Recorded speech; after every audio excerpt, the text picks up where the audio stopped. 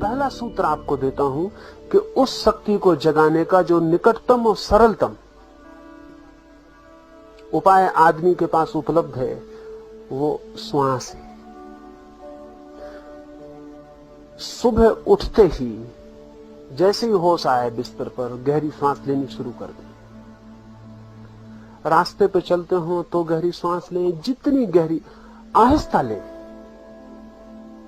परेशान नहीं हो जाना है, गहरी लेनी, शांति से लेनी, आनंद से लेनी, पर लेनी गहरी है। और पूरे वक्त ख्याल रखना है कि जितनी ज्यादा प्राणवायु भीतर जा सके, आपके खून में, आपकी श्वास में, आपके हृदय में जितनी प्राणवायु जा सके और जितनी कार्बन डाइऑक्साइड बाहर फेंकी जा सके, उतना ही जो ध्यान हम करने जा रहे हैं उसमें सरलता हो जाएगी। जितनी ज्यादा प्राणवायु भीतर होती है उतनी ही शारीरिक अशुद्धि कम हो जाती है। और बड़े मजे की बात है कि शारीरिक अशुद्धि का आधार अगर छूट जाए तो मन को अशुद्ध होने में कठिनाई पड़नी शुरू हो जाती है। जितनी ताजी हवा भीतर होगी उतने आपके मन के दूषित विचार को पनपने की संभावना कम हो जाएगी। और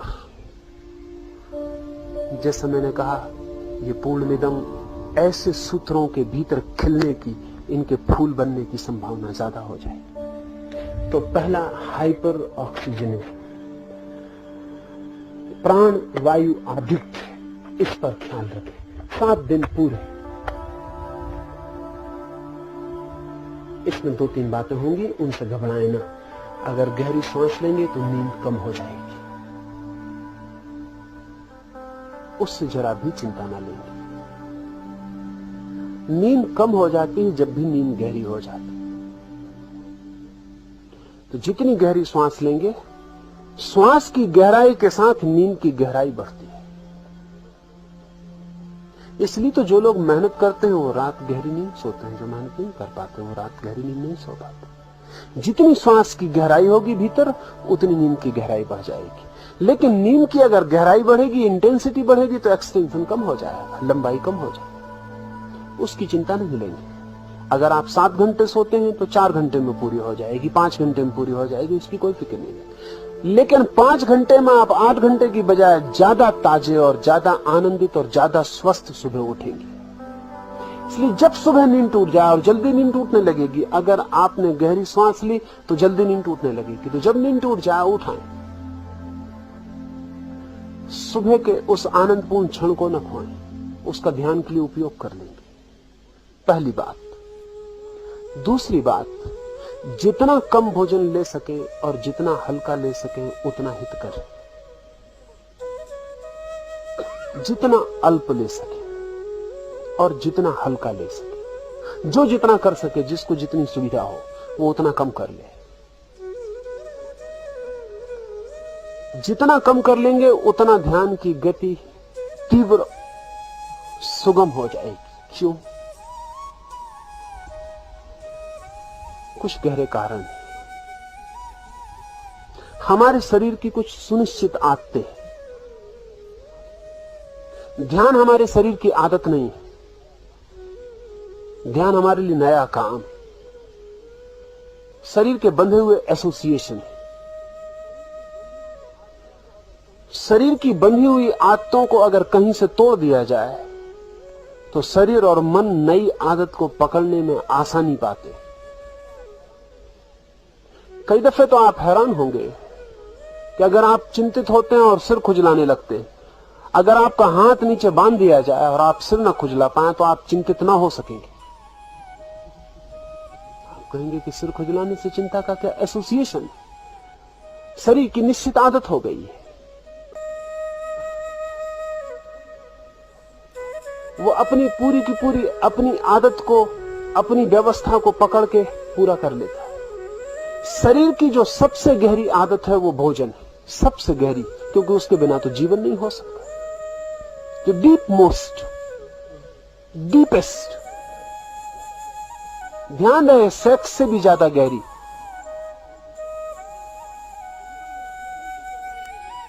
जीवन में जितनी भी गहराइयां हैं हमारे, उनमें सबसे ज्यादा गहरी आदत भोजन है।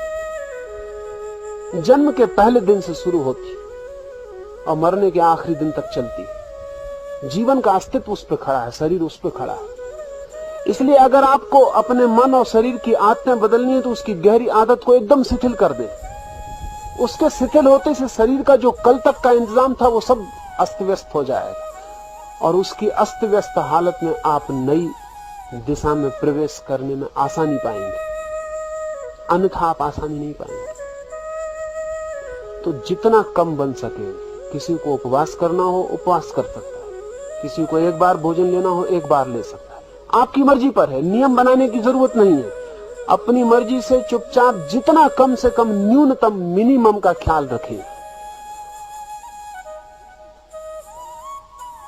तो दूसरी बात स्वल्प आहार।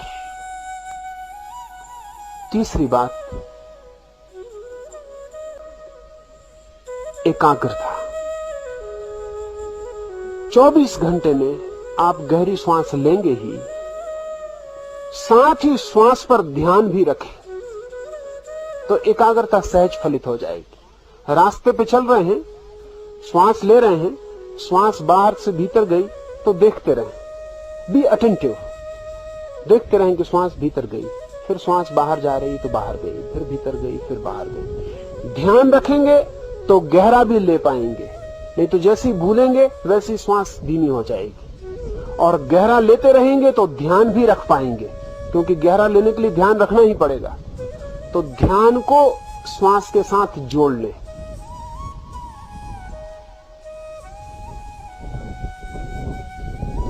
कुछ काम करते वक्त अगर ऐसा लगे कि अभी ध्यान श्वास पर नहीं रखा जा सकता, तो जिन कामों को करते वक्त ऐसा लगे कि अभी ध्यान श्वास पर नहीं रखा जा सकता, तब उन कामों पर कंसंट्रेशन रखें, उन कामों पर एकाग्र रहें।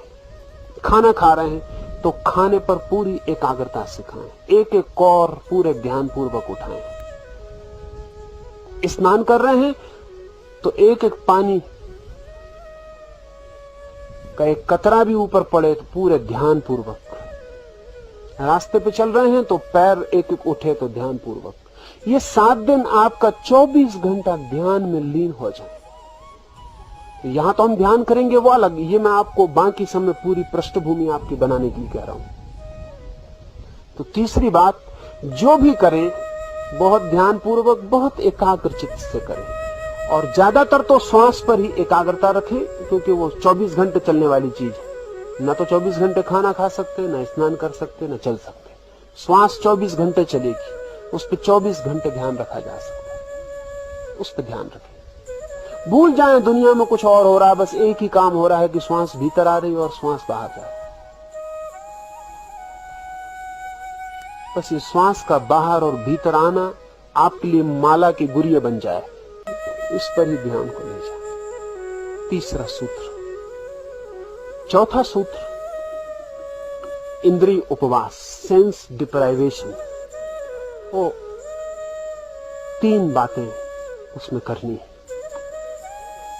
एक तो जो लोग पूरे दिन मौन रख सके वो पूरे दिन के लिए मौन हो जाए। जिनको कठिनाई मालूम पड़े वो भी टेलीग्राफिक हो जाए। जो भी बोले तो समझें कि एक एक शब्द का कीमत चुकानी पड़ रही। तो दिन में 10-20 शब्द से ज्यादा नहीं। बहुत जरूरी मालूम पड़े, जान पे ही आ बने तो ही बोले। जो पूरा मौन रख सकें उनके फायदे का तो कोई हिसाब नहीं। पूरा मौन रख सकें, कोई कठिनाई नहीं। एक कागज पेंसिल रख लें, जरूरत पड़े तो लिख के बता दें, कुछ जरूरत पड़े तो पूरे मौन हो जाए। मौन से आपकी सारी शक्ति भीतर इकट्ठी हो जाएगी, जिसे हमें ध्यान में आगे ले जाना। आदमी की कोई आधे से ज्यादा शक्ति उसके शब्द ले जाते। शब्द को तो बिल्कुल छोड़ दें। तो ख्याल कर ले, जिसकी जितनी सामर्थ्य हो उतना मौन हो जाए। और इतना तो ध्यान ही रखें कि आपके द्वारा किसी का मौन ना टूटे। आपका टूटे आपकी किस्मत, आप जिम्मेवार, लेकिन आपके द्वारा किसी का ना टूटे। अकारण बातें किसी से ना पूछें, अकारण जिज्ञासाएं ना करें, व्यर्थ के सवाल ना उठाएं, किसी को बातचीत में डालने की आप कोशिश ना करें। सहयोगी बने दूसरे को मौन करवाने में। कोई पूछे तो उसको भी मौन करने का इशारा देना, उसे भी याद दिला दें कि मौन रहना है। बातचीत छोड़ दें बिल्कुल 7 दिन, फिर बाद में करिए, पीछे तो आपने की है बहुत। 7 दिन बिल्कुल छोड़ दें, जिससे जितना बन सके, पूरा बन सके, बहुत ही हितकर होगा। फिर आपको कहने को नहीं बचेगा कि ध्यान नहीं होता है। मैं जो 5 बातें आपसे कहने जा रहा हूं वो आप पूरी कर लेते हैं तो आपको कहने का कारण नहीं आएगा कि ध्यान नहीं होता है, और आए कारण तो आप जानना आपके सिवाय और कोई जिम्मेवार नहीं। फिर मुझे आके आप मत कहना। मौन रखें। न्यूनतम जिनसे न बन सके, कमजोर हो, संकल्पहीन हो, मन दुर्बल हो, बुद्धि कमजोर हो, वो थोड़ा थोड़ा बोल के चलाएं। जिनमें थोड़ी भी बुद्धिमत्ता हो, संकल्प हो, शक्ति हो, थोड़े भी अपने पे भरोसा हो, वो बिल्कुल चुप हो जाए। इंद्रिय उपवास में पहला मौन। दूसरा, आपकी आंख के लिए विशेष पट्टियां बनाई हैं। वो पट्टियां आप ले लेंगे और कल सुबह से उनका प्रयोग शुरू करें। पूरी आंख को बांध देना है। आंख ही आपको बाहर ले जाने का द्वार है। जितनी ज्यादा देर बांध रख सकें उतना अच्छा है। जब भी खाली बैठे हैं, आंख तो पट्टी बंधी रहने दें। उससे दूसरे दिखाई भी नहीं पड़ेंगे, बातचीत का भी मौका नहीं आएगा, और आपको अंधा मान के दूसरे भी छोड़ देंगे। ठीक है, जाने दें, व्यर्थ उनको परेशान न करें, अंधे हो जाए। मौन होना तो आपने सुना ही है, मैं कहता हूं अंधे भी हो जाए। मौन होना भी एक तरह का मुक्ति है, अंधा होना और भी गहरी, क्योंकि आंख ही हमें 24 घंटे बाहर दौड़ा रही है।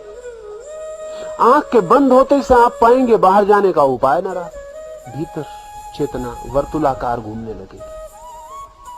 तो आंख पे पट्टी बांध लें, चलते वक्त थोड़ा सा ऊपर सरका लें, नीचे देखें, बस चलते वक्त थोड़ा ऊपर सरका लें और नीचे देखें। एक 4 फीट आपको दिखाई पड़ता रहा रास्ता, उतना काफी था।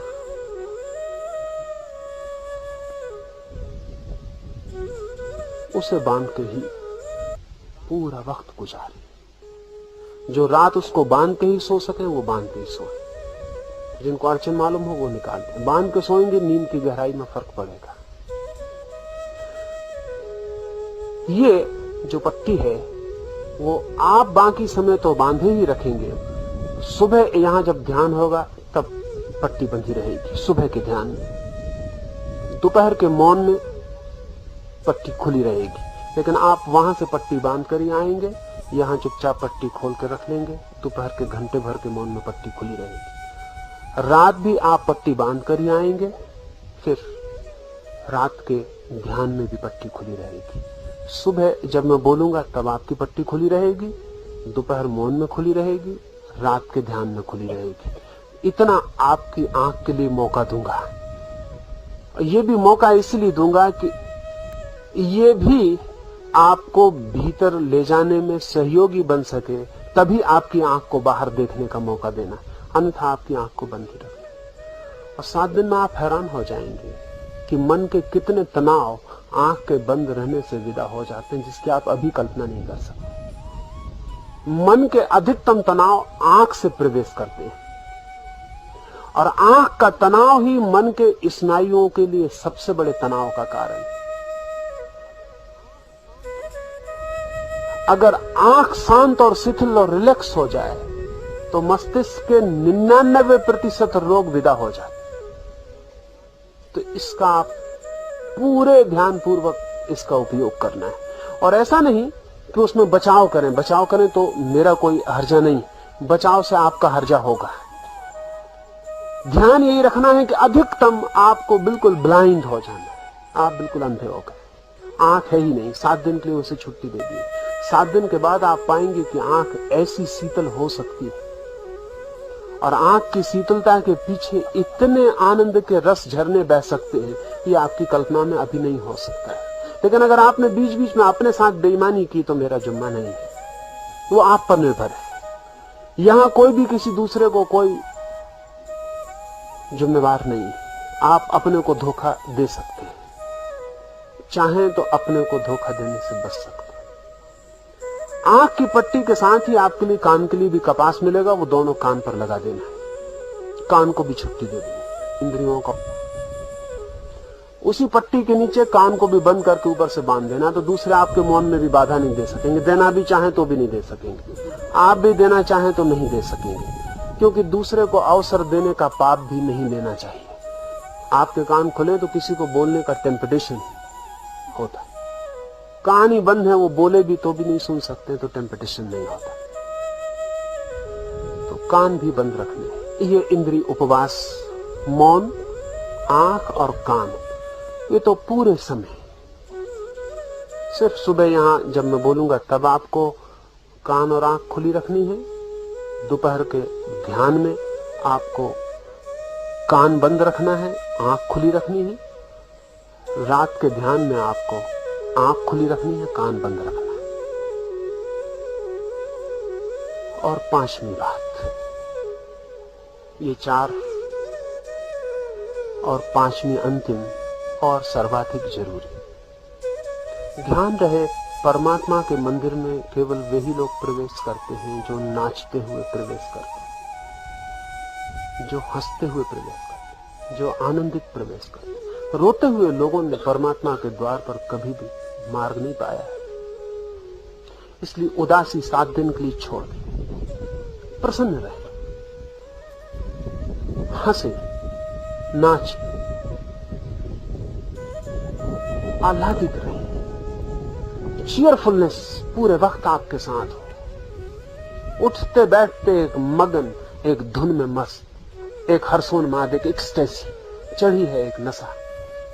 चल रहे हैं तो ऐसे नहीं कि जैसे हर कोई चलता है, चल रहे हैं तो ऐसे जैसे कि फकीर को, साधक को चलना चाहिए, नाचते हुए आनंदित। दूसरे की फिक्र छोड़ दें। यहां हम आए ही इसलिए ताकि हम दूसरे की फिक्र छोड़ सकें।